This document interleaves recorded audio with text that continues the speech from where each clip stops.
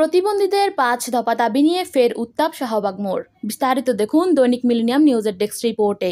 বয়সসীমা বাড়ানো, বিশেষ নিয়োগ ও স্বতন্ত্র কোটা পুনর্বহালের দাবিতে আবারও রাজধানী শাহবাগে অবস্থান করছেন চাকরিপ্রত্যাশী প্রতিবন্ধীরা।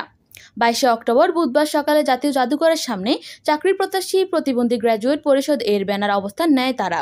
পরে বেলা 12:30টার দিকে যমুনার অভিমুখে পদযাত্রা শুরু করলে শাহবাগ মোড়ে পুলিশ তাদের বাধা দেয়।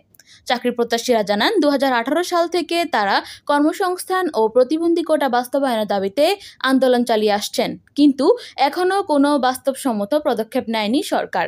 গত রোববার সমাজকল্যাণ উপদেষ্টার সঙ্গে সাক্ষাতের পরও সমাধান না মেলায় তারা ফের রাস্তায় নামেন। অবস্থান চলাকালে পুলিশের সঙ্গে তাদের ধস্তাধস্তির ঘটনাও ঘটে। কেউ কেউ রাস্তায় শুয়ে পড়েন। পরে পুলিশ সড়ক থেকে সরিয়ে দিলে তারা আবারও জাতীয় জাদুঘরের সামনে অবস্থান নেন। অন্যদিকে শাহবাগ থানার ওসি মোহাম্মদ খালেদ মনসুর বলেন, প্রতিবন্ধীরা সড়কে শুয়ে পড়ায় যান চলাচল ব্যাহত হচ্ছিল, তাই তাদের সরিয়ে দেওয়া হয়েছে।